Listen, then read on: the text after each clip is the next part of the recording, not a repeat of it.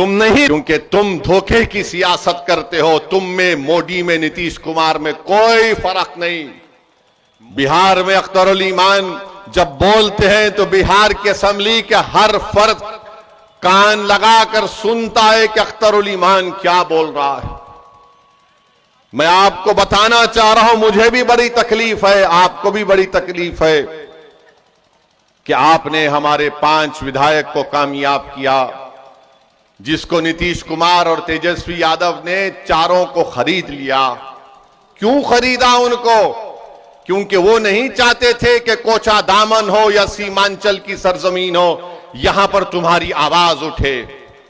वो कभी भी इस आवाज को बर्दाश्त नहीं करेंगे। हां, यादवों की आवाज को बर्दाश्त किया जाएगा, कुर्मियों की आवाज को बर्दाश्त किया जाएगा, भूमिहार की आवाज को बर्दाश्त किया जाएगा, ब्राह्मणों की आवाज को बर्दाश्त किया जाएगा, अपर कास्ट की आवाज को बर्दाश्त किया जाएगा।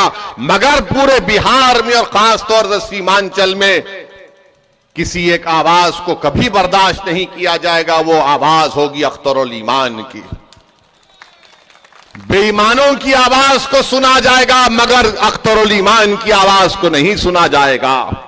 जो अपना जमीर बेचने के लिए तैयार हो जाएंगे, उनको अपना रखीब बनाया जाएगा, मगर जो कहेगा कि मैं अपने गिरेबान के तार बेचने के लिए तैयार नहीं हूं, मैं सीमांचल के गरीब और मजलूमों के इंसाफ की लड़ाई लड़ता रहूंगा, तो उस आवाज को बर्दाश्त नहीं किया जाएगा। जो गरीबों और मजलूमों की हक की आवाज, उनके हक की आवाज को उठाएगा, उसको बर्दाश्त नहीं किया जाएगा। किसकी आवाज को बर्दाश्त किया जाएगा? जो इन अगियारों की चौखट पर जाकर अपना ईमान बेच देते हैं, जो अपने चेहरों को और अपने सरों को झुका देते हैं, जो बिकने के लिए तैयार है, जो नहीं बिकने के लिए तैयार है, उससे बड़ा इनको डर लगता है कि कौन है ये लोग। अरे मैं वोट की बुनियाद पर नहीं कह रहा हूं कि मुझे आपका वोट मिले और उनका ना मिले। मैं ये कह रहा हूं कि तुम में इतनी तो सच्चाई और ईमानदारी होनी चाहिए कि तुम झूठ को झूठ बोलो, सच को सच बोलो, मगर तुम उतना भी नहीं बोल सकते। तुम जुल्म को जुल्म बोलो, तुम जालिम को जालिम बोलो, मगर आज की राजनीति भारत की ऐसी हो गई कि जुल्म करने वाले मसीहा बन चुके हैं और मजलूम जालिम बन चुका है। जिसकी मस्जिद को बर्बाद कर दिया गया, वो बजाय मजलूम के आज जालिम बनाकर पेश किया जा रहा है। मैंने पार्लियामेंट में उठकर कहा कि हम भारत के शहरी हैं। हमारे बुजुर्गों ने अंग्रेजों से लड़कर इस मुल्क को आजाद करवाया। हमसे पूछो, तुम गांधी की बात करो, मौलाना आजाद की बात करो, तुम पूछो हमसे जौहर बरादरान की कुर्बानियों को, तुम पूछो हमसे अल्लामा फजल हक खैराबादी की उस काला पानी की तकालीफ के बारे में पूछो, तुम पूछो हमसे हुसैन अहमद मदनी की माल्टा की जेल में कितनी तकालीफ उठाना पड़ा। मगर आज इख्तिदार की कुर्सियों पर बैठने वाले और जो तुम्हारा वोट लेकर जीत कर जाते हैं, वो खामोश बैठ जाते हैं जब हमसे कहा जाता है कि तुम बोलो, क्या तुम औरंगजेब के बारे में बोलो, तुम जिन्ना के बारे में बोलो। मैंने पार्लियामेंट में कहा कि मैं औरंगजेब और मोहम्मद अली जिन्ना का तर्जुमान नहीं हूं, मैं भारत के संविधान की बात करता हूं और उसके दरमियान में रहकर अपने हक की मनवाने की बात करता हूं। मैंने कहा था कि भारत में आज जो मुसलमान है वो अपने आप को इस तरह महसूस करता है जिस जमाने में हिटलर की हुकूमत थी, उस जमाने में यहूदी अपने आप को गैर महफूज समझते हैं। बताओ, क्या मैंने झूठ कहा या सच कहा? बताओ मेरे भाई, यही तो चीज है। हुकूमत के सामने सच्चाई को बयान करना, उनको बताना कि ये हम सोच है, ये तकलीफ हमको हो रही है। तुमने नीतीश कुमार का साथ दिया तो आज बीजेपी सत्ता में है बिहार में। मैंने नीतीश कुमार को मुख्यमंत्री नहीं बनाया, तेजस्वी और लालू ने बनाया, और आज नीतीश कुमार मोदी के गोद में बैठकर चाय पी रहे हैं। बताइए इसका जिम्मेदार कौन है? कभी आप सोचो कि आपने वोट दिया था इनको। गठबंधन मैंने आपसे कहा था कि देखो नीतीश कुमार, ये लोग बीजेपी को एक दिन सत्ता में लेकर आएंगे। मैं बार बार आपसे कहता रहा, मगर आपके दिलो दिमाग पर गठबंधन का एक जादू छाया हुआ था। नहीं ओवैसी साहब, गठबंधन, मैंने कहा यह गठबंधन नहीं है, यह दोबारा सत्ता दे देगा बिहार में आरएसएस को, बीजेपी को। बताओ अब कौन जिम्मेदार है? मेरी शिकायत आपसे है, मेरी शिकायत तेजस्वी नीतीश मोदी से नहीं है। मैं आपको अपना समझकर, अपना बेटा समझकर, अपना भाई समझकर, अगर मैं गलत कह रहा हूं तो मुझे माफ कर दो। मैं आपसे शिकायत करने आया हूं। मैं कहां पर शिकायत करूंगा? मैं किसके सामने जाकर अपनी बात को करूंगा? मैं तो तुम्हारे घर पे आऊंगा ना। तुम्हारा घर मेरा घर है, तुम्हारा घर अकेला तुम्हारा घर नहीं है। इसलिए मैं बड़े फख्र से कहता हूं कि सीमांचल का हर घर असदुद्दीन ओवैसी का घर है।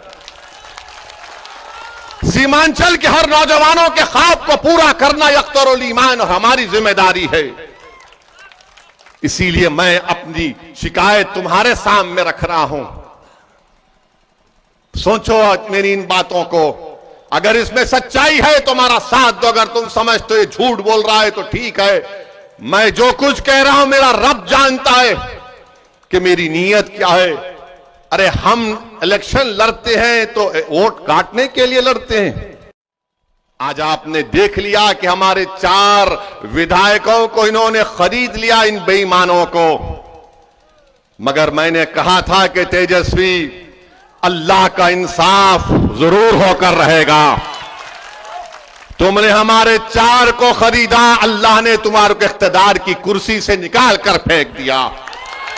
और याद रखो लालू यादव और तेजस्वी यादव, तुम जितने नंबर एमएलए के लाए हो ना, आप जिंदगी में कभी इंशाअल्लाह उतना नंबर नहीं लाओगे। तुम नहीं लाओगे, क्योंकि तुम धोखे की सियासत करते हो। तुम में, मोदी में, नीतीश कुमार में कोई फर्क नहीं। बिहार में अख्तरुल ईमान जब बोलते हैं तो बिहार की असेंबली के हर फर्द कान लगाकर सुनता है कि अख्तरुल ईमान क्या बोल रहा है। मैं आपको बताना चाह रहा हूं, मुझे भी बड़ी तकलीफ है, आपको भी बड़ी तकलीफ है कि आपने हमारे 5 विधायक को कामयाब किया, जिसको नीतीश कुमार और तेजस्वी यादव ने 4 को खरीद लिया। क्यों खरीदा उनको? क्योंकि वो नहीं चाहते थे कि कोचा दामन हो या सीमांचल की सरजमीन हो, यहां पर तुम्हारी आवाज उठे। वो कभी भी इस आवाज को बर्दाश्त नहीं करेंगे। हां, यादवों की आवाज को बर्दाश्त किया जाएगा, कुर्मियों की आवाज को बर्दाश्त किया जाएगा, भूमिहार की आवाज को बर्दाश्त किया जाएगा, ब्राह्मणों की आवाज को बर्दाश्त किया जाएगा, अपर कास्ट की आवाज को बर्दाश्त किया जाएगा। मगर पूरे बिहार में और खासतौर से सीमांचल में किसी एक आवाज को कभी बर्दाश्त नहीं किया जाएगा। वो आवाज होगी अख्तरुल ईमान की। बेईमानों की आवाज को सुना जाएगा, मगर अख्तरुल ईमान की आवाज को नहीं सुना जाएगा।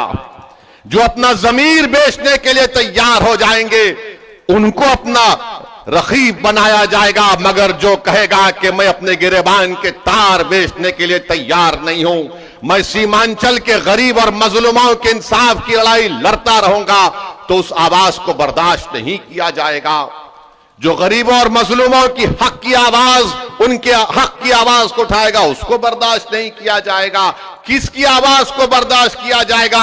जो इन अगियारों की चौखट पर जाकर अपना ईमान बेच देते हैं, जो अपने चेहरों को और अपने सरों को झुका देते हैं, जो बिकने के लिए तैयार है, जो नहीं बिकने के लिए तैयार है, उससे बड़ा इनको डर लगता है कि कौन है ये लोग।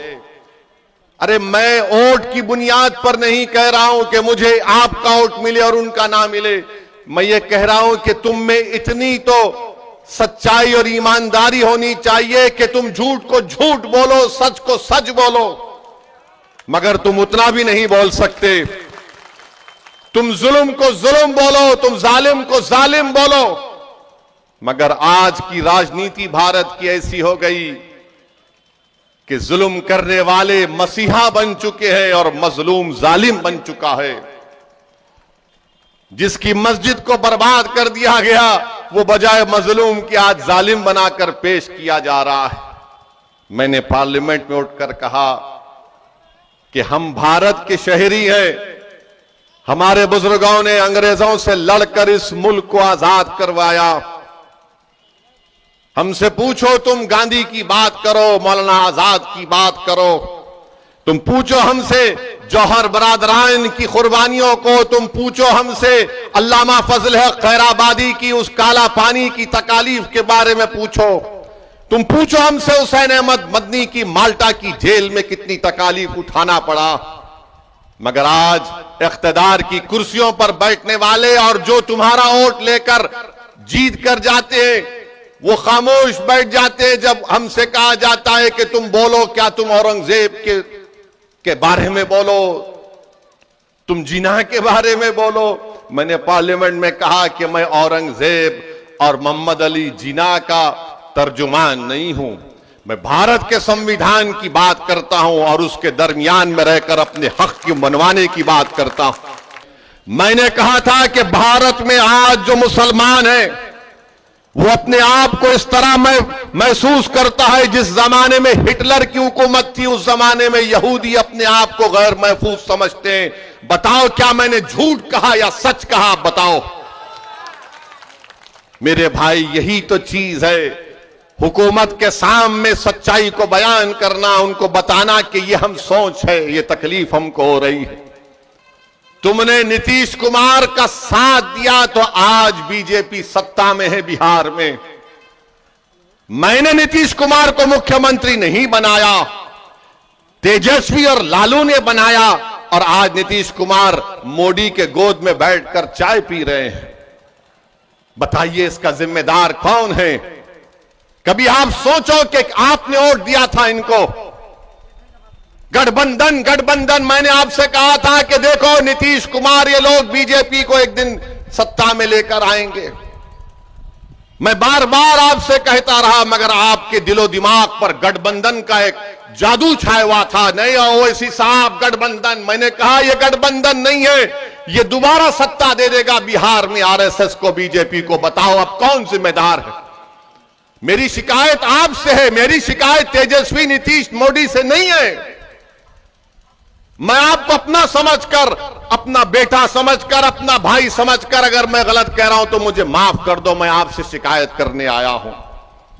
मैं कहां पर शिकायत करूंगा? मैं किसके सामने जाकर अपनी बात को करूंगा? मैं तो तुम्हारे घर पे आऊंगा ना। तुम्हारा घर मेरा घर है, तुम्हारा घर अकेला तुम्हारा घर नहीं है। इसलिए मैं बड़े फक्र से कहता हूं कि सीमांचल का हर घर असदुद्दीन ओवैसी का घर है।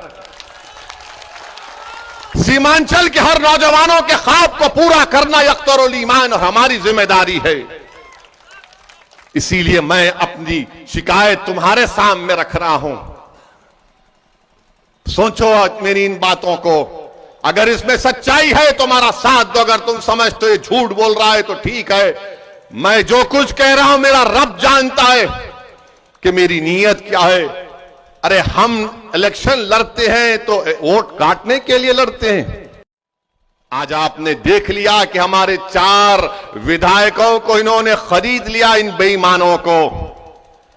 मगर मैंने कहा था कि तेजस्वी, अल्लाह का इंसाफ जरूर होकर रहेगा।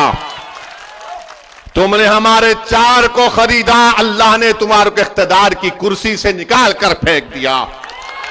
और याद रखो लालू यादव और तेजस्वी यादव, तुम जितने नंबर एमएलए के लाए हो ना, आप जिंदगी में कभी इंशाअल्लाह उतना नंबर नहीं लाओगे।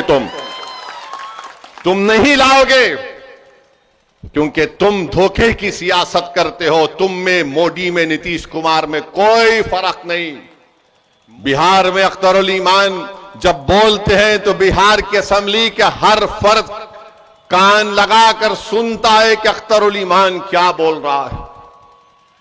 मैं आपको बताना चाह रहा हूं, मुझे भी बड़ी तकलीफ है, आपको भी बड़ी तकलीफ है कि आपने हमारे 5 विधायक को कामयाब किया, जिसको नीतीश कुमार और तेजस्वी यादव ने 4 को खरीद लिया। क्यों खरीदा उनको? क्योंकि वो नहीं चाहते थे कि कोचा दामन हो या सीमांचल की सरजमीन हो, यहां पर तुम्हारी आवाज उठे। वो कभी भी इस आवाज को बर्दाश्त नहीं करेंगे। हां, यादवों की आवाज को बर्दाश्त किया जाएगा। कुर्मियों की आवाज को बर्दाश्त किया जाएगा, भूमिहार की आवाज को बर्दाश्त किया जाएगा, ब्राह्मणों की आवाज को बर्दाश्त किया जाएगा, अपर कास्ट की आवाज को बर्दाश्त किया जाएगा, मगर पूरे बिहार में और खासतौर से सीमांचल में किसी एक आवाज को कभी बर्दाश्त नहीं किया जाएगा। वो आवाज होगी अख्तरुल ईमान की। बेईमानों की आवाज को सुना जाएगा, मगर अख्तरुल ईमान की आवाज को नहीं सुना जाएगा। जो अपना जमीर बेचने के लिए तैयार हो जाएंगे उनको अपना रखीब बनाया जाएगा, मगर जो कहेगा कि मैं अपने गिरेबान के तार बेचने के लिए तैयार नहीं हूं, मैं सीमांचल के गरीब और मजलूमों के इंसाफ की लड़ाई लड़ता रहूंगा, तो उस आवाज को बर्दाश्त नहीं किया जाएगा। जो गरीबों और मजलूमों की हक की आवाज, उनके हक की आवाज को उठाएगा, उसको बर्दाश्त नहीं किया जाएगा। किसकी आवाज को बर्दाश्त किया जाएगा? जो इन अगियारों की चौखट पर जाकर अपना ईमान बेच देते हैं, जो अपने चेहरों को और अपने सरों को झुका देते हैं, जो बिकने के लिए तैयार है, जो नहीं बिकने के लिए तैयार है, उससे बड़ा इनको डर लगता है कि कौन है ये लोग। अरे मैं वोट की बुनियाद पर नहीं कह रहा हूं कि मुझे आपका वोट मिले और उनका ना मिले। मैं ये कह रहा हूं कि तुम में इतनी तो सच्चाई और ईमानदारी होनी चाहिए कि तुम झूठ को झूठ बोलो, सच को सच बोलो, मगर तुम उतना भी नहीं बोल सकते। तुम जुल्म को जुल्म बोलो, तुम जालिम को जालिम बोलो, मगर आज की राजनीति भारत की ऐसी हो गई कि जुल्म करने वाले मसीहा बन चुके हैं और मजलूम जालिम बन चुका है। जिसकी मस्जिद को बर्बाद कर दिया गया, वो बजाय मजलूम की आज जालिम बनाकर पेश किया जा रहा है। मैंने पार्लियामेंट में उठकर कहा कि हम भारत के शहरी हैं। हमारे बुजुर्गों ने अंग्रेजों से लड़कर इस मुल्क को आजाद करवाया। हमसे पूछो, तुम गांधी की बात करो, मौलाना आजाद की बात करो, तुम पूछो हमसे जौहर बरादरान की कुर्बानियों को, तुम पूछो हमसे अल्लामा फजल हक खैराबादी की उस काला पानी की तकालीफ के बारे में पूछो, तुम पूछो हमसे हुसैन अहमद मदनी की माल्टा की जेल में कितनी तकालीफ उठाना पड़ा।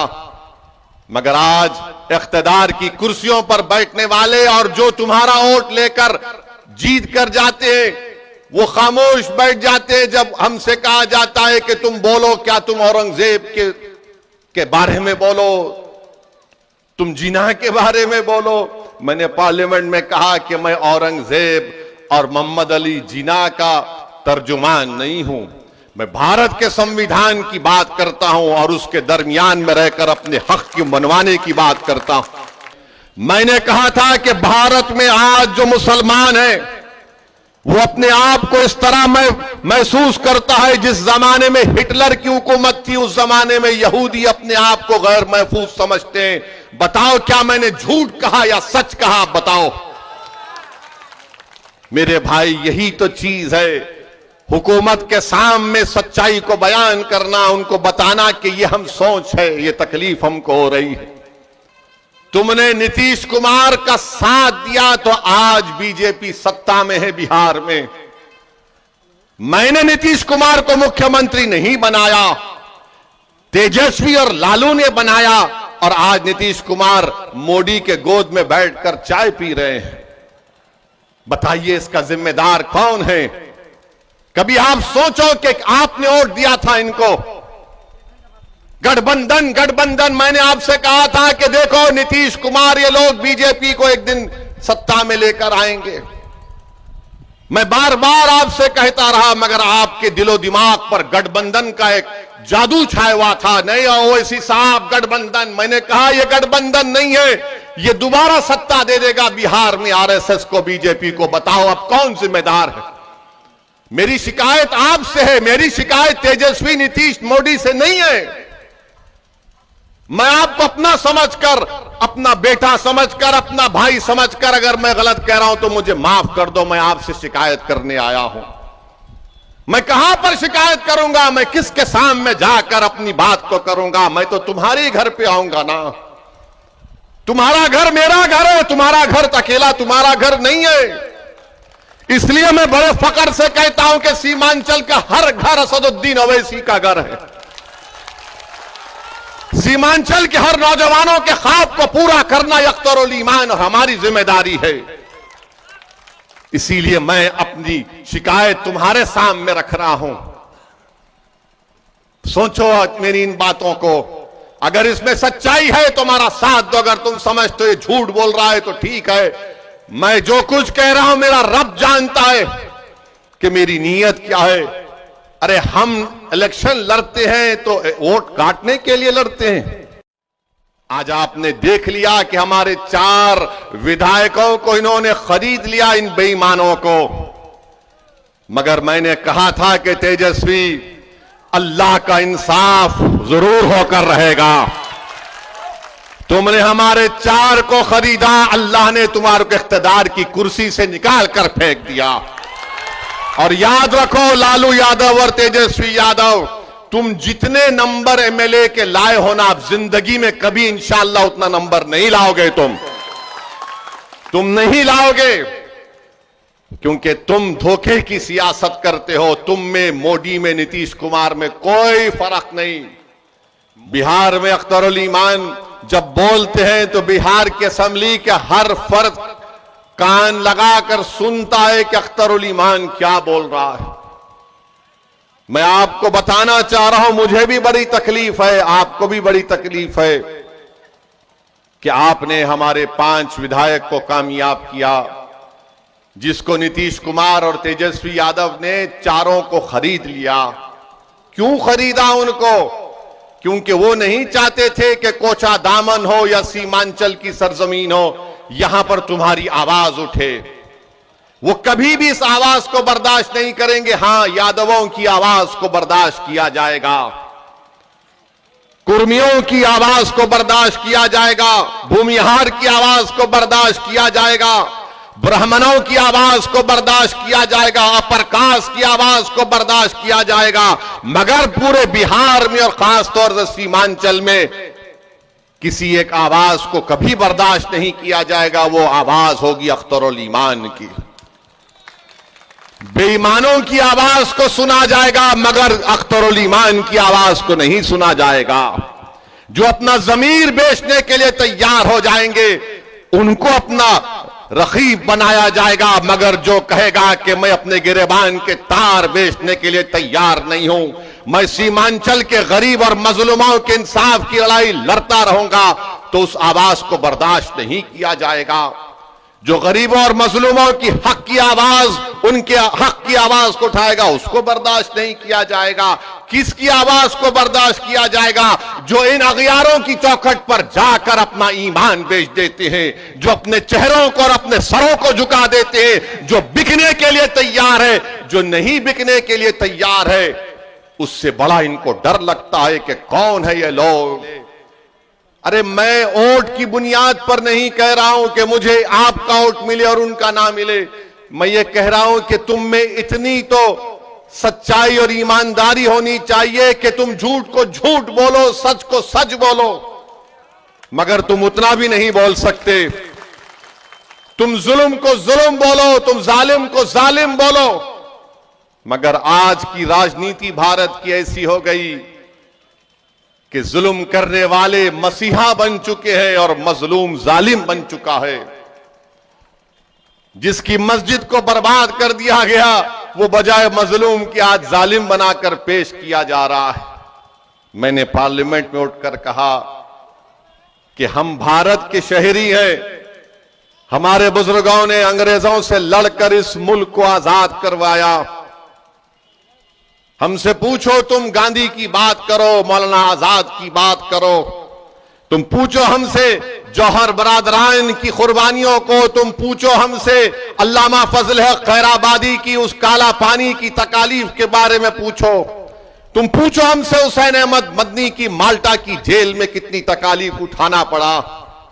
मगर आज इख्तिदार की कुर्सियों पर बैठने वाले और जो तुम्हारा वोट लेकर जीत कर जाते हैं, वो खामोश बैठ जाते हैं जब हमसे कहा जाता है कि तुम बोलो। क्या तुम औरंगजेब के बारे में बोलो, तुम जिन्ना के बारे में बोलो। मैंने पार्लियामेंट में कहा कि मैं औरंगजेब और मोहम्मद अली जिन्ना का तर्जुमान नहीं हूं, मैं भारत के संविधान की बात करता हूं और उसके दरमियान में रहकर अपने हक की मनवाने की बात करता हूं। मैंने कहा था कि भारत में आज जो मुसलमान है वो अपने आप को इस तरह महसूस करता है जिस जमाने में हिटलर की हुकूमत थी, उस जमाने में यहूदी अपने आप को गैर महफूज समझते हैं। बताओ क्या मैंने झूठ कहा या सच कहा? बताओ मेरे भाई, यही तो चीज है। हुकूमत के सामने सच्चाई को बयान करना, उनको बताना कि ये हम सोच है, ये तकलीफ हमको हो रही है। तुमने नीतीश कुमार का साथ दिया तो आज बीजेपी सत्ता में है बिहार में। मैंने नीतीश कुमार को मुख्यमंत्री नहीं बनाया, तेजस्वी और लालू ने बनाया और आज नीतीश कुमार मोदी के गोद में बैठकर चाय पी रहे हैं। बताइए इसका जिम्मेदार कौन है? कभी आप सोचो कि आपने वोट दिया था इनको, गठबंधन। मैंने आपसे कहा था कि देखो नीतीश कुमार, ये लोग बीजेपी को एक दिन सत्ता में लेकर आएंगे। मैं बार बार आपसे कहता रहा, मगर आपके दिलो दिमाग पर गठबंधन का एक जादू छाया हुआ था। नहीं ओवैसी साहब, गठबंधन। मैंने कहा यह गठबंधन नहीं है, ये दोबारा सत्ता दे देगा बिहार में आरएसएस को, बीजेपी को। बताओ अब कौन जिम्मेदार है? मेरी शिकायत आपसे है, मेरी शिकायत तेजस्वी नीतीश मोदी से नहीं है। मैं आपको अपना समझकर, अपना बेटा समझकर, अपना भाई समझकर अगर मैं गलत कह रहा हूं तो मुझे माफ कर दो। मैं आपसे शिकायत करने आया हूं। मैं कहां पर शिकायत करूंगा? मैं किसके सामने जाकर अपनी बात को करूंगा? मैं तो तुम्हारे घर पे आऊंगा ना। तुम्हारा घर मेरा घर है, तुम्हारा घर अकेला तुम्हारा घर नहीं है। इसलिए मैं बड़े फक्र से कहता हूं कि सीमांचल का हर घर असदुद्दीन ओवैसी का घर है। सीमांचल के हर नौजवानों के ख्वाब को पूरा करना अख्तरुल ईमान और हमारी जिम्मेदारी है। इसीलिए मैं अपनी शिकायत तुम्हारे सामने रख रहा हूं। सोचो मेरी इन बातों को। अगर इसमें सच्चाई है तो हमारा साथ दो, अगर तुम समझते हो ये झूठ बोल रहा है तो ठीक है। मैं जो कुछ कह रहा हूं मेरा रब जानता है कि मेरी नीयत क्या है। अरे हम इलेक्शन लड़ते हैं तो वोट काटने के लिए लड़ते हैं। आज आपने देख लिया कि हमारे 4 विधायकों को इन्होंने खरीद लिया, इन बेईमानों को। मगर मैंने कहा था कि तेजस्वी, अल्लाह का इंसाफ जरूर होकर रहेगा। तुमने हमारे 4 को खरीदा, अल्लाह ने तुम्हारे को इख्तिदार की कुर्सी से निकाल कर फेंक दिया। और याद रखो लालू यादव और तेजस्वी यादव, तुम जितने नंबर एमएलए के लाए हो ना, आप जिंदगी में कभी इंशाअल्लाह उतना नंबर नहीं लाओगे। तुम नहीं लाओगे, क्योंकि तुम धोखे की सियासत करते हो। तुम में, मोदी में, नीतीश कुमार में कोई फर्क नहीं। बिहार में अख्तरुल ईमान जब बोलते हैं तो बिहार की असेंबली के हर फर्द कान लगाकर सुनता है कि अख्तरुल ईमान क्या बोल रहा है। मैं आपको बताना चाह रहा हूं, मुझे भी बड़ी तकलीफ है, आपको भी बड़ी तकलीफ है कि आपने हमारे 5 विधायक को कामयाब किया, जिसको नीतीश कुमार और तेजस्वी यादव ने 4 को खरीद लिया। क्यों खरीदा उनको? क्योंकि वो नहीं चाहते थे कि कोचा दामन हो या सीमांचल की सरजमीन हो, यहां पर तुम्हारी आवाज उठे। वो कभी भी इस आवाज को बर्दाश्त नहीं करेंगे। हां, यादवों की आवाज को बर्दाश्त किया जाएगा, कुर्मियों की आवाज को बर्दाश्त किया जाएगा, भूमिहार की आवाज को बर्दाश्त किया जाएगा, ब्राह्मणों की आवाज को बर्दाश्त किया जाएगा, अपर कास्ट की आवाज को बर्दाश्त किया जाएगा। मगर पूरे बिहार में और खासतौर से सीमांचल में किसी एक आवाज को कभी बर्दाश्त नहीं किया जाएगा। वो आवाज होगी अख्तरुल ईमान की। बेईमानों की आवाज को सुना जाएगा, मगर अख्तरुल ईमान की आवाज को नहीं सुना जाएगा। जो अपना जमीर बेचने के लिए तैयार हो जाएंगे उनको अपना रखीब बनाया जाएगा, मगर जो कहेगा कि मैं अपने गिरेबान के तार बेचने के लिए तैयार नहीं हूं, मैं सीमांचल के गरीब और मजलूमों के इंसाफ की लड़ाई लड़ता रहूंगा, तो उस आवाज को बर्दाश्त नहीं किया जाएगा। जो गरीबों और मजलूमों की हक की आवाज, उनके हक की आवाज को उठाएगा, उसको बर्दाश्त नहीं किया जाएगा। किसकी आवाज को बर्दाश्त किया जाएगा? जो इन अगियारों की चौखट पर जाकर अपना ईमान बेच देते हैं, जो अपने चेहरों को और अपने सरों को झुका देते हैं, जो बिकने के लिए तैयार है, जो नहीं बिकने के लिए तैयार है, उससे बड़ा इनको डर लगता है कि कौन है ये लोग। अरे मैं वोट की बुनियाद पर नहीं कह रहा हूं कि मुझे आपका वोट मिले और उनका ना मिले।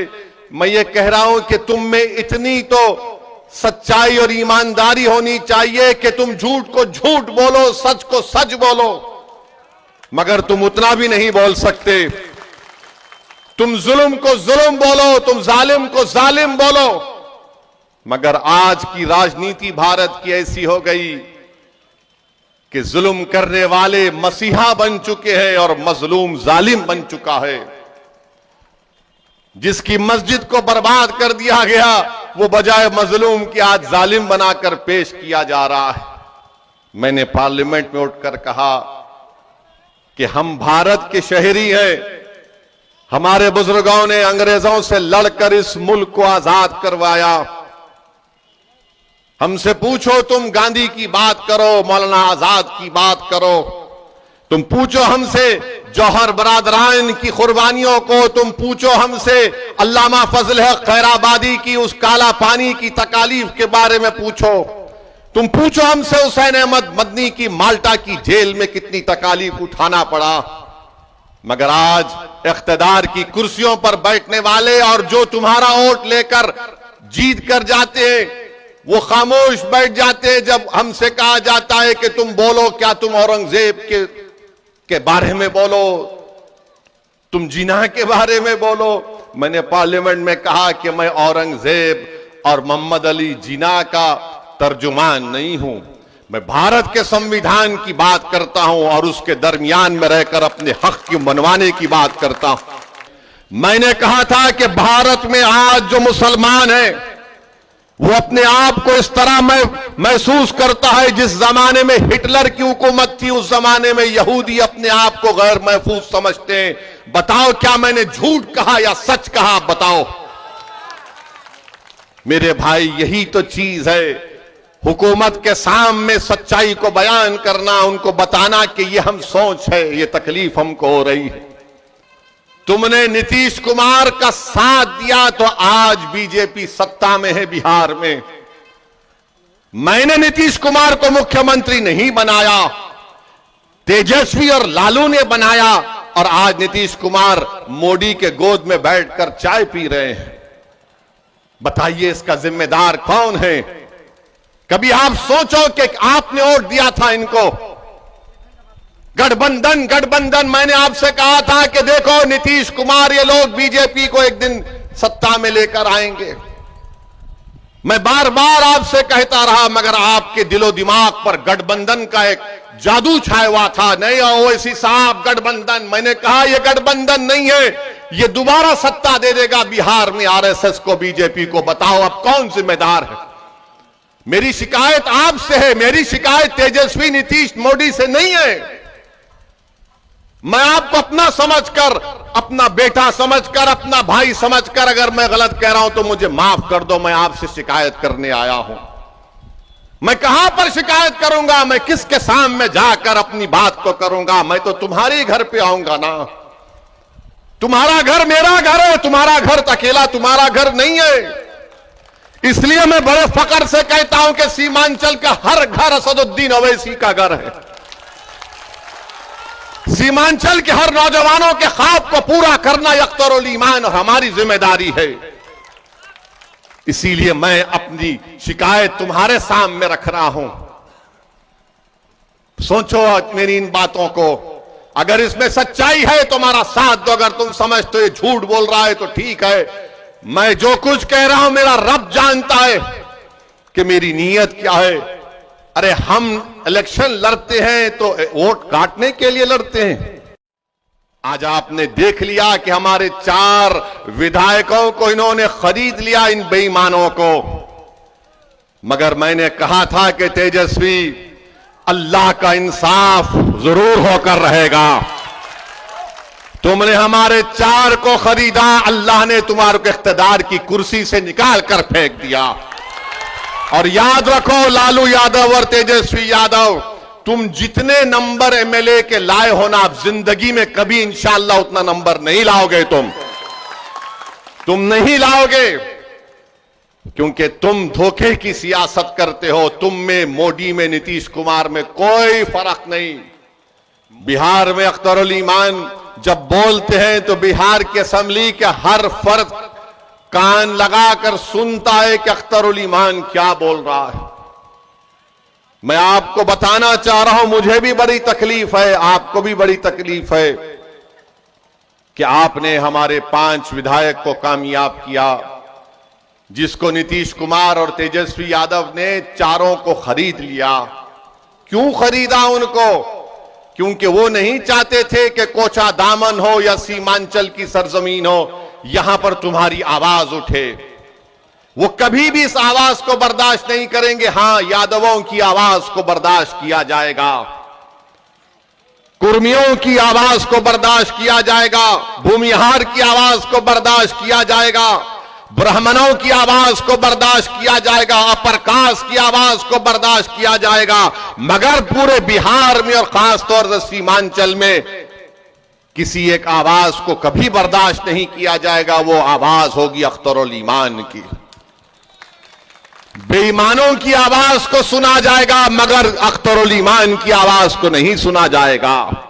जो अपना जमीर बेचने के लिए तैयार हो जाएंगे, उनको अपना रखीब बनाया जाएगा। मगर जो कहेगा कि मैं अपने गिरेबान के तार बेचने के लिए तैयार नहीं हूं, मैं सीमांचल के गरीब और मजलूमों के इंसाफ की लड़ाई लड़ता रहूंगा, तो उस आवाज को बर्दाश्त नहीं किया जाएगा। जो गरीबों और मजलूमों की हक की आवाज, उनके हक की आवाज को उठाएगा, उसको बर्दाश्त नहीं किया जाएगा। किसकी आवाज को बर्दाश्त किया जाएगा? जो इन अगियारों की चौखट पर जाकर अपना ईमान बेच देते हैं, जो अपने चेहरों को और अपने सरों को झुका देते हैं, जो बिकने के लिए तैयार है। जो नहीं बिकने के लिए तैयार है, उससे बड़ा इनको डर लगता है कि कौन है ये लोग। अरे मैं वोट की बुनियाद पर नहीं कह रहा हूं कि मुझे आपका वोट मिले और उनका ना मिले। मैं ये कह रहा हूं कि तुम में इतनी तो सच्चाई और ईमानदारी होनी चाहिए कि तुम झूठ को झूठ बोलो, सच को सच बोलो। मगर तुम उतना भी नहीं बोल सकते। तुम जुल्म को जुल्म बोलो, तुम जालिम को जालिम बोलो।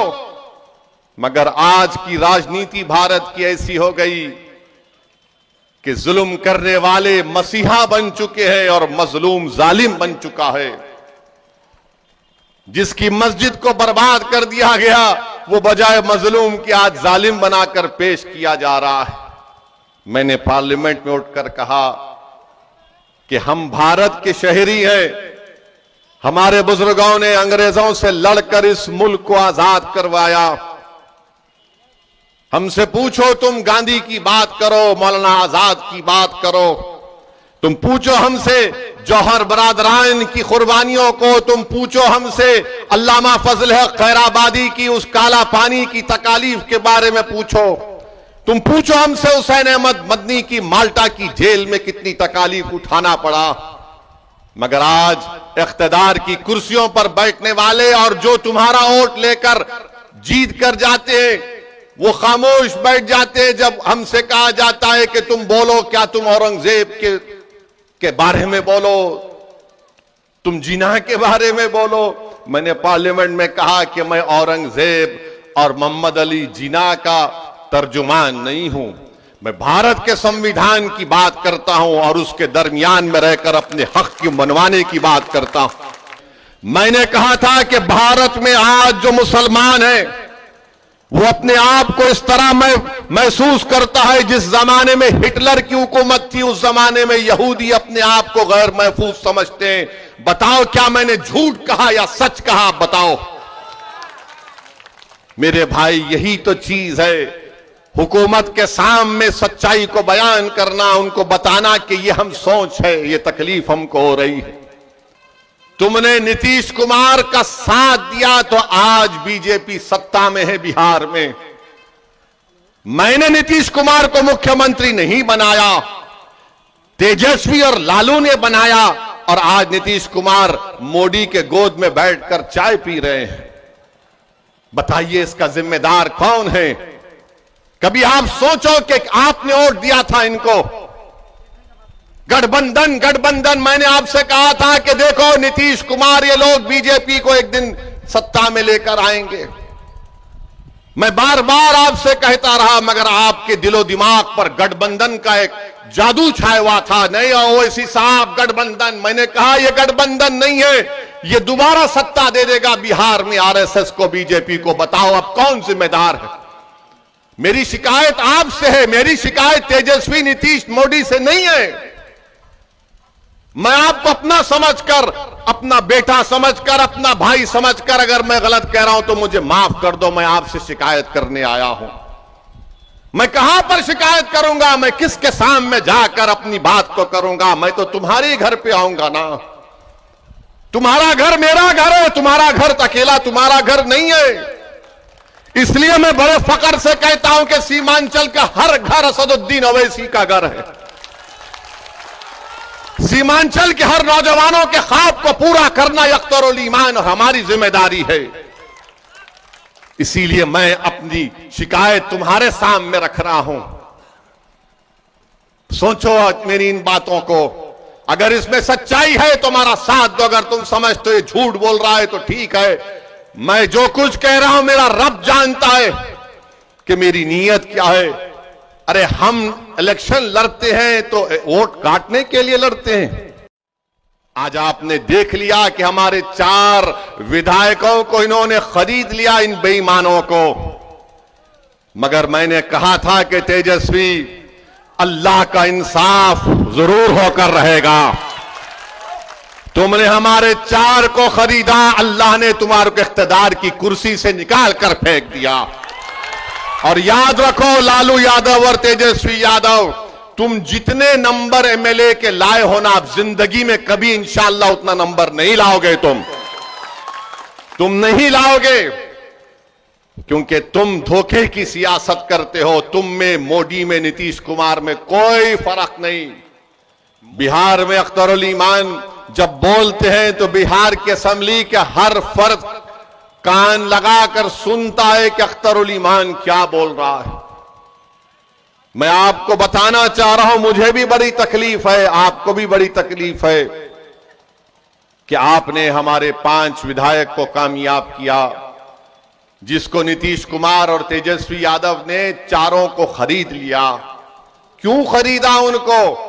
क्योंकि वो नहीं चाहते थे कि कोचा दामन हो या सीमांचल की सरजमीन हो, यहां पर तुम्हारी आवाज उठे। वो कभी भी इस आवाज को बर्दाश्त नहीं करेंगे। हां, यादवों की आवाज को बर्दाश्त किया जाएगा, कुर्मियों की आवाज को बर्दाश्त किया जाएगा, भूमिहार की आवाज को बर्दाश्त किया जाएगा, ब्राह्मणों की आवाज को बर्दाश्त किया जाएगा, अपर कास्ट की आवाज को बर्दाश्त किया जाएगा। मगर पूरे बिहार में और खासतौर से सीमांचल में किसी एक आवाज को कभी बर्दाश्त नहीं किया जाएगा। वो आवाज होगी अख्तरुल ईमान की। बेईमानों की आवाज को सुना जाएगा, मगर अख्तरुल ईमान की आवाज को नहीं सुना जाएगा। जो अपना जमीर बेचने के लिए तैयार हो जाएंगे उनको अपना रखीब बनाया जाएगा, मगर जो कहेगा कि मैं अपने गिरेबान के तार बेचने के लिए तैयार नहीं हूं, मैं सीमांचल के गरीब और मजलूमों के इंसाफ की लड़ाई लड़ता रहूंगा, तो उस आवाज को बर्दाश्त नहीं किया जाएगा। जो गरीबों और मजलूमों की हक की आवाज, उनके हक की आवाज को उठाएगा, उसको बर्दाश्त नहीं किया जाएगा। किसकी आवाज को बर्दाश्त किया जाएगा? जो इन अगियारों की चौखट पर जाकर अपना ईमान बेच देते हैं, जो अपने चेहरों को और अपने सरों को झुका देते हैं, जो बिकने के लिए तैयार है, जो नहीं बिकने के लिए तैयार है, उससे बड़ा इनको डर लगता है कि कौन है ये लोग। अरे मैं वोट की बुनियाद पर नहीं कह रहा हूं कि मुझे आपका वोट मिले और उनका ना मिले। मैं ये कह रहा हूं कि तुम में इतनी तो सच्चाई और ईमानदारी होनी चाहिए कि तुम झूठ को झूठ बोलो, सच को सच बोलो, मगर तुम उतना भी नहीं बोल सकते। तुम जुल्म को जुल्म बोलो, तुम जालिम को जालिम बोलो, मगर आज की राजनीति भारत की ऐसी हो गई कि जुल्म करने वाले मसीहा बन चुके हैं और मजलूम जालिम बन चुका है। जिसकी मस्जिद को बर्बाद कर दिया गया, वो बजाय मजलूम की आज जालिम बनाकर पेश किया जा रहा है। मैंने पार्लियामेंट में उठकर कहा कि हम भारत के शहरी हैं। हमारे बुजुर्गों ने अंग्रेजों से लड़कर इस मुल्क को आजाद करवाया। हमसे पूछो, तुम गांधी की बात करो, मौलाना आजाद की बात करो, तुम पूछो हमसे जौहर बरादरान की कुर्बानियों को, तुम पूछो हमसे अल्लामा फजल हक खैराबादी की उस काला पानी की तकालीफ के बारे में पूछो, तुम पूछो हमसे हुसैन अहमद मदनी की माल्टा की जेल में कितनी तकालीफ उठाना पड़ा। मगर आज इख्तिदार की कुर्सियों पर बैठने वाले और जो तुम्हारा वोट लेकर जीत कर जाते हैं, वो खामोश बैठ जाते हैं जब हमसे कहा जाता है कि तुम बोलो, क्या तुम औरंगजेब के बारे में बोलो, तुम जिन्ना के बारे में बोलो। मैंने पार्लियामेंट में कहा कि मैं औरंगजेब और मोहम्मद अली जिन्ना का तर्जुमान नहीं हूं, मैं भारत के संविधान की बात करता हूं और उसके दरमियान में रहकर अपने हक की मनवाने की बात करता हूं। मैंने कहा था कि भारत में आज जो मुसलमान है वो अपने आप को इस तरह महसूस करता है जिस जमाने में हिटलर की हुकूमत थी, उस जमाने में यहूदी अपने आप को गैर महफूज समझते हैं। बताओ क्या मैंने झूठ कहा या सच कहा? बताओ मेरे भाई, यही तो चीज है। हुकूमत के सामने सच्चाई को बयान करना, उनको बताना कि ये हम सोच है, ये तकलीफ हमको हो रही है। तुमने नीतीश कुमार का साथ दिया तो आज बीजेपी सत्ता में है बिहार में। मैंने नीतीश कुमार को मुख्यमंत्री नहीं बनाया, तेजस्वी और लालू ने बनाया और आज नीतीश कुमार मोदी के गोद में बैठकर चाय पी रहे हैं। बताइए इसका जिम्मेदार कौन है? कभी आप सोचो कि आपने वोट दिया था इनको, गठबंधन। मैंने आपसे कहा था कि देखो नीतीश कुमार, ये लोग बीजेपी को एक दिन सत्ता में लेकर आएंगे। मैं बार बार आपसे कहता रहा, मगर आपके दिलो दिमाग पर गठबंधन का एक जादू छाया हुआ था। नहीं ओवैसी साहब, गठबंधन। मैंने कहा यह गठबंधन नहीं है, ये दोबारा सत्ता दे देगा बिहार में आरएसएस को, बीजेपी को। बताओ अब कौन जिम्मेदार है? मेरी शिकायत आपसे है, मेरी शिकायत तेजस्वी नीतीश मोदी से नहीं है। मैं आपको अपना समझकर, अपना बेटा समझकर, अपना भाई समझकर, अगर मैं गलत कह रहा हूं तो मुझे माफ कर दो। मैं आपसे शिकायत करने आया हूं। मैं कहां पर शिकायत करूंगा? मैं किसके सामने जाकर अपनी बात को करूंगा? मैं तो तुम्हारे घर पे आऊंगा ना।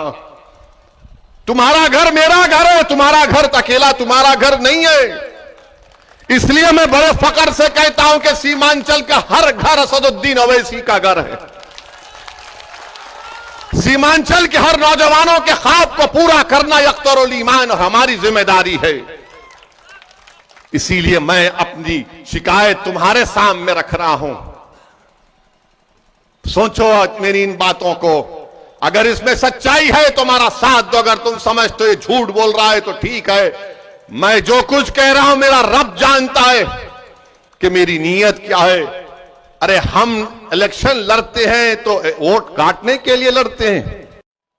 आज आपने देख लिया कि हमारे 4 विधायकों को इन्होंने खरीद लिया, इन बेईमानों को।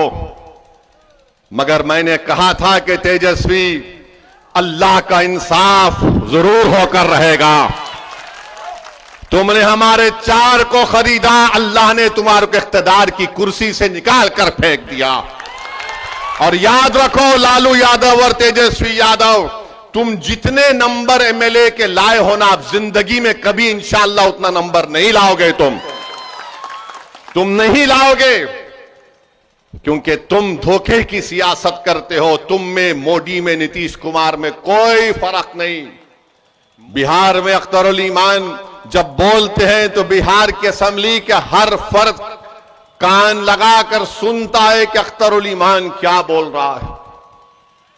मैं आपको बताना चाह रहा हूं, मुझे भी बड़ी तकलीफ है, आपको भी बड़ी तकलीफ है कि आपने हमारे 5 विधायक को कामयाब किया, जिसको नीतीश कुमार और तेजस्वी यादव ने 4 को खरीद लिया।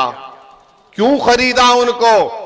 क्योंकि वो नहीं चाहते थे कि कोचा दामन हो या सीमांचल की सरजमीन हो, यहां पर तुम्हारी आवाज उठे।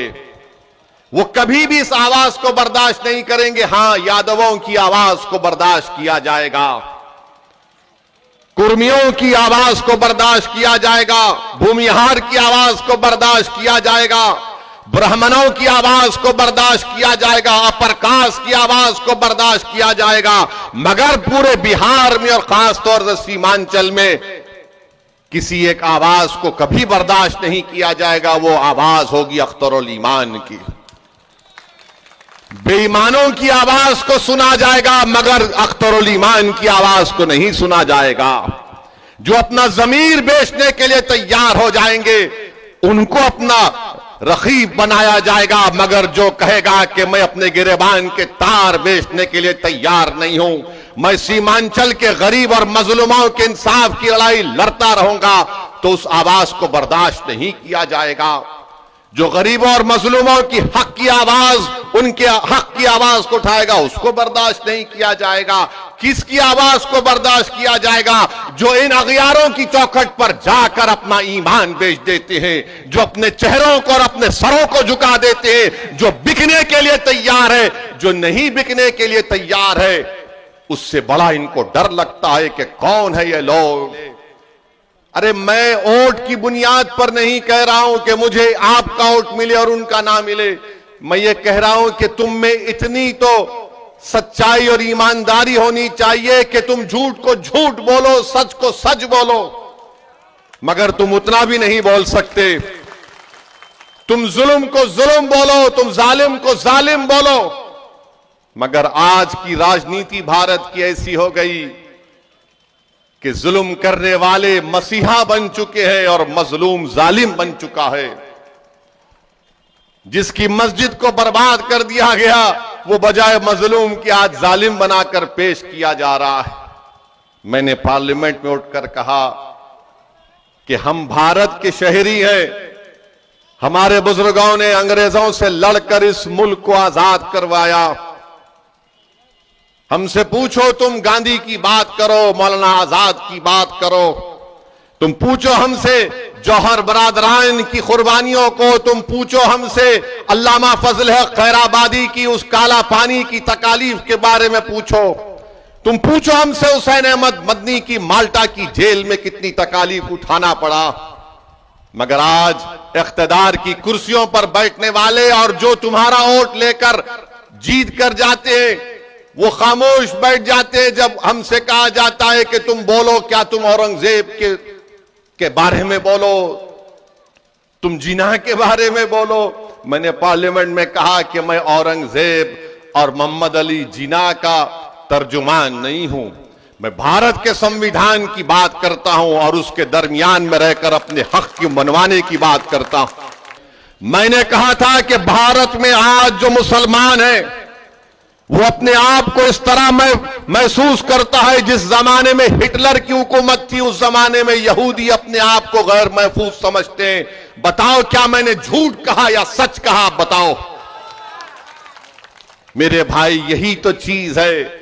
हुकूमत के सामने सच्चाई को बयान करना, उनको बताना कि ये हम सोच है, ये तकलीफ हमको हो रही है। तुमने नीतीश कुमार का साथ दिया तो आज बीजेपी सत्ता में है बिहार में। मैंने नीतीश कुमार को मुख्यमंत्री नहीं बनाया, तेजस्वी और लालू ने बनाया, और आज नीतीश कुमार मोदी के गोद में बैठकर चाय पी रहे हैं। बताइए इसका जिम्मेदार कौन है? कभी आप सोचो कि आपने वोट दिया था इनको। गठबंधन मैंने आपसे कहा था कि देखो नीतीश कुमार, ये लोग बीजेपी को एक दिन सत्ता में लेकर आएंगे। मैं बार बार आपसे कहता रहा, मगर आपके दिलो दिमाग पर गठबंधन का एक जादू छाया हुआ था। नहीं ओवैसी साहब, गठबंधन, मैंने कहा यह गठबंधन नहीं है, ये दोबारा सत्ता दे देगा बिहार में आरएसएस को, बीजेपी को। बताओ अब कौन जिम्मेदार है? मेरी शिकायत आपसे है, मेरी शिकायत तेजस्वी, नीतीश, मोदी से नहीं है। मैं आपको अपना समझकर, अपना बेटा समझकर, अपना भाई समझकर, अगर मैं गलत कह रहा हूं तो मुझे माफ कर दो। मैं आपसे शिकायत करने आया हूं। मैं कहां पर शिकायत करूंगा, मैं किसके सामने जाकर अपनी बात, तो मेरा रब जानता है कि मेरी नीयत क्या है। अरे हम इलेक्शन लड़ते हैं तो वोट काटने के लिए लड़ते हैं। आज आपने देख लिया कि हमारे 4 विधायकों को इन्होंने खरीद लिया, इन बेईमानों को। मगर मैंने कहा था कि तेजस्वी, अल्लाह का इंसाफ जरूर होकर रहेगा। तुमने हमारे 4 को खरीदा, अल्लाह ने तुम्हारे को इख्तिदार की कुर्सी से निकाल कर फेंक दिया। और याद रखो लालू यादव और तेजस्वी यादव, तुम जितने नंबर एमएलए के लाए हो ना, आप जिंदगी में कभी इंशाअल्लाह उतना नंबर नहीं लाओगे। तुम नहीं लाओगे।